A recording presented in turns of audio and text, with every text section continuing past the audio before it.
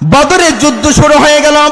হযরতে উবাইদুল্লাহ ইবনে জাররাহ রাদিয়াল্লাহু তাআলা আনহু যুদ্ধে লিপ্ত হয়ে গেলেন কাফেরদের বিরুদ্ধে। আল্লাহ রাব্বুল আলামিন ইবনুল জাররাহকে এমন একটা ক্ষমতা দান করেছিলেন, এত পাওয়ার দান করেছিলেন, এত শক্তি দান করেছিলেন। হযরতে ইবনুল জাররাহ রাদিয়াল্লাহু তাআলা আনহু দুই হাত দিয়ে তরবারি চালাইতে পারতেন, কাফেরদেরকে কাটতে পারতেন, যুদ্ধ করতে পারতেন। যুদ্ধ করতে করতে কাফেরদের কচু কাটার মতো কাটতেছে, এমন সময় সামনে পেঁচে গেল তার আব্বা। জোরে কন্যা আল্লাহু আকবার। তার আব্বাকে যখন সামনে পাইলেন, হযরত উবাইদুল্লাহ ইবনে জাররাহ রাদিয়াল্লাহু তাআলা আনহু যখন কালেমার দাওয়াত গ্রহণ করলেন, তখন তার বাবা তাকে বাড়ি থেকে বের করে দিলেন। হযরতে জাররাহ রাদিয়াল্লাহু তাআলা আনহু 5 বছর আগে বাড়ি থেকে কালেমার দাওয়াত গ্রহণ করার জন্য উনাকে বের করে দেওয়া হইল।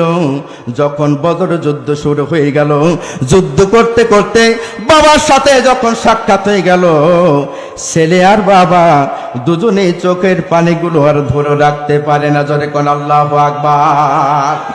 এখানে প্রমাণ হয়ে যায় নিজের বাবার চাইতে আল্লাহ নবীজিকে তারা ভালোবেসেছেন, আল্লাহর হাবিবকে তারা ভালোবেসেছেন, আল্লাহকে বিশ্বাস করেছেন। জোরে কোন আল্লাহু আকবার।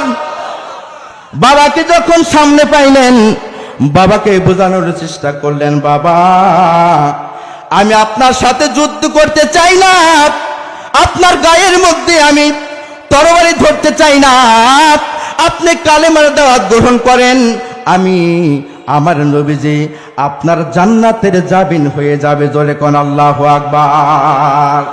বাবাকে যখন দাওয়াত দেয়, বাবা বলতেছে, ও জাররাহ রে, আমি তোর কালেমার দাওয়াত গ্রহণ করব না, আমি কালেমার দাওয়াত গ্রহণ করতে পারবো না, আমি তোমার সাথে যুদ্ধ করব, কিন্তু তবু আমি কালেমার দাওয়াত গ্রহণ করব না।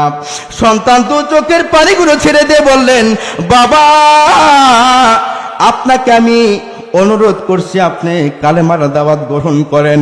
বাবা স্বীকার করলেন। ছেলে তখন রাগান্বিত হয়ে বাবার প্রতি যে মহব্বত হয়েছিল, সঙ্গে সঙ্গে আমার নবীজির কথা স্মরণ হয়ে গেল, আমার আল্লাহর কথা স্মরণ হয়ে গেল। জোরে কোন আল্লাহু আকবার।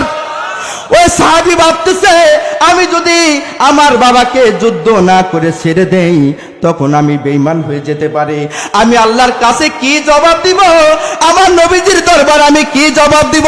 বাবার সাথে যুদ্ধ করার জন্য লিপ্ত হয়ে গেলেন, বাবাকে কতল করে ফেললেন। যুদ্ধ শেষ হয়ে গেল। বন্ধুগণ আমায়, উবাইদুল্লাহ ইবনে জাররাহ রাদিয়াল্লাহু তাআলা আনহু বাবাকে হত্যা করার পরে, বাবাকে মেরে ফেলার পরে তিনি আর কোন কাফেরের গায়ে হাত দেন নাই। নবীজি বদরের যুদ্ধ জয় করলেন। মসজিদে নববীর মধ্যে সমস্ত সাহাবায়ে কেরামকে ডাকলেন, ও আমার সাহাবীরা গো, তোমরা কোথায়, আমার কাছে আসো। আনন্দ উল্লাস করতেছে। এমন সময় হযরতে আবু বকর রাদিয়াল্লাহু তাআলা আনহুকে ডাকলেন, ও আবু বকর, আমার উবাইদুল্লাহ ইবনে জাররাহ কোথায়? আমি আমার সাহাবীকে কেন দেখতে পাই না? আমার জাররাহকে তোমরা নিয়ে এসো। তখন আবু বকর রাদিয়াল্লাহু তাআলা আনহু বললেন, ইয়া রাসূলুল্লাহ, ইয়া হাবিবাল্লাহ গো, আজকে তিনি বদরের ময়দানে তার আপন জন্মদাতা পিতাকে কতল করেছে, হত্যা করেছে, সেই জন্য তিনি কাঁদতেছেন। আমার নবীজি বললেন, সাহাবীরা গো, আমার জাররাহকে তোমরা আমার কদমে নিয়ে আসো। জোরে কোন আল্লাহু আকবার। হযরত আবু বকর ওমর ইবনুল খাত্তাব রাদিয়াল্লাহু তাআলা আনহু যে জাররাহকে নিয়ে আসলেন।